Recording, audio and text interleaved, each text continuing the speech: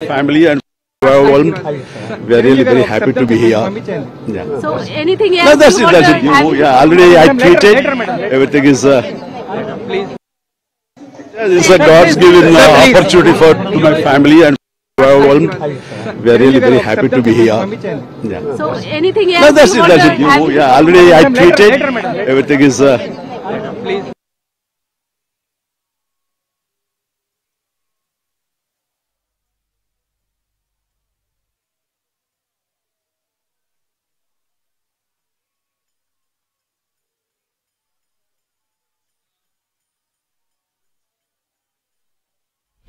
Right. ఇక ఎన్నాళ్ళలో వేచిన ఉదయం ఈనాడే ఎదురవుతోంది అంటూ రామభక్తులంతా కూడా ఆ బాలరాముడి దర్శనం కోసం తపిస్తున్న సమయం ఆసన్నం అవుతోంది, దగ్గర పడుతోంది.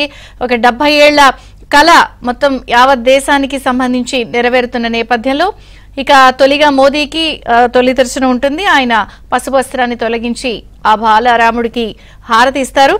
అలాగే ఇక మరుపురాని క్షణం కోసం యావత్ దేశం కూడా చాలా వేచి చూస్తోంది. సంబరాల్లో ప్రత్యక్షంగా పాలు పంచుకుని లైవ్ ద్వారా ఏబిఎన్ ద్వారా వీక్షిస్తూ మరికొంతమంది అలాగే ప్రముఖులు కూడా భారీ స్థాయిలో అయోధ్యకు చేరుకుంటున్నారు. మన విజువల్స్ లో కూడా చూడొచ్చు.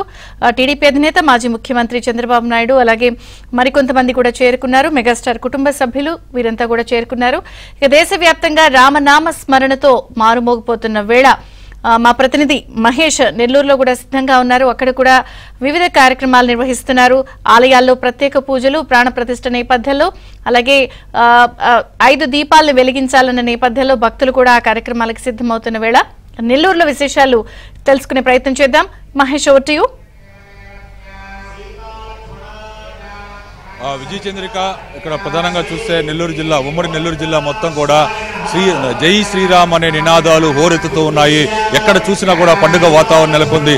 ప్రతి చోట కూడా అయోధ్యలో ఆ బాలరాముడి విగ్రహ ప్రతిష్ఠ కారణంగా విశేషంగా ఇక్కడ జిల్లా మొత్తం కూడా ప్రత్యేకమైనటువంటి పూజలు, విశేష కార్యక్రమాలు నిర్వహిస్తున్నారు. కళ్యాణ మహోత్సవాలు, భజనలు, సంకీర్తనలతో ఈ జిల్లా మొత్తం కూడా ఆనంద వాతావరణం నెలకొంది. వేలాది మంది భక్తులు ఈ కార్యక్రమాల్లో పాల్గొని ఆధ్యాత్మికతలో మునిగి తేలుతున్నారు.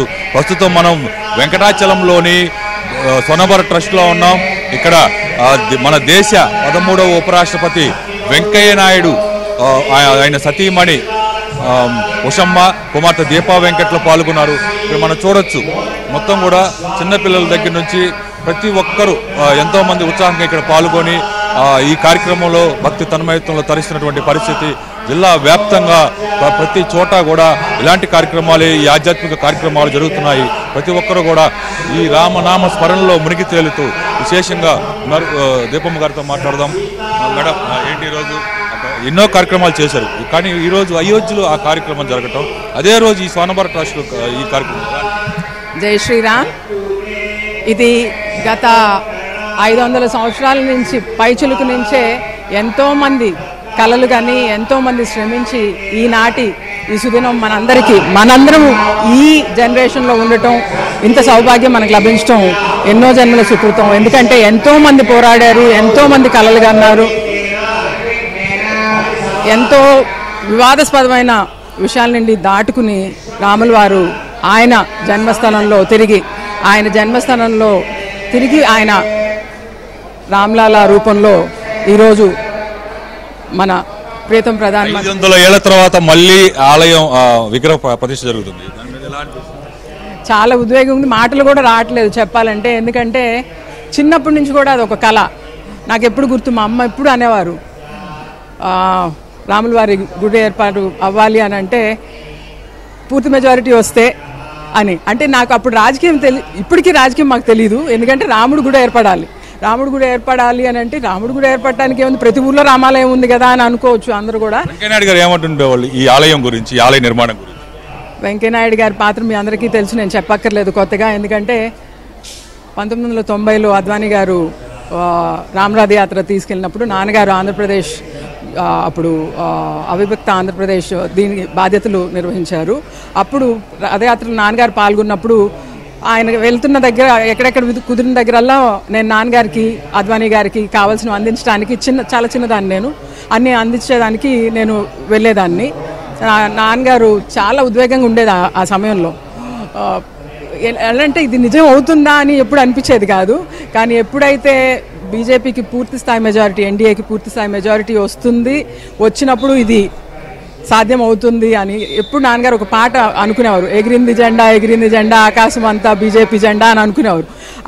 ఆ ఎగిరే జెండా ఎగిరే రోజు వచ్చినప్పుడు ఇది సాధ్యం అవుతుందని అనుకునేవాళ్ళం. కానీ చిన్నప్పుడు అర్థమయ్యేది కాదు. దాని తర్వాత ఇప్పుడు తెలిసాక చాలా చాలా సంతోషంగా ఉంది. ఒక బీజేపీకి లేకపోతే ఒక వ్యక్తికి, నాన్నగారికో లేకపోతే మోడీ గారికో లేకపోతే అద్వానీ గారికో సంబంధించిన విషయం కాదండి ఇది.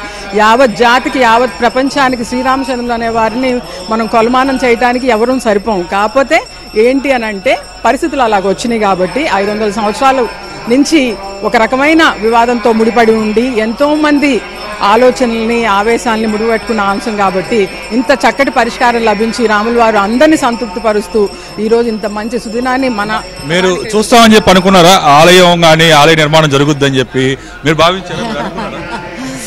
అనుకున్నామండి. నాయుడు గారు ఏమంటుండేవాళ్ళు ఆలయం గురించి? నాయుడు గారికి అందరికి చెప్పలేని ఆనందం, అంత సంతోషంగా అప్పటి నుంచి కూడా ప్రతి నిత్యం మొక్కునేవారు అమ్మ.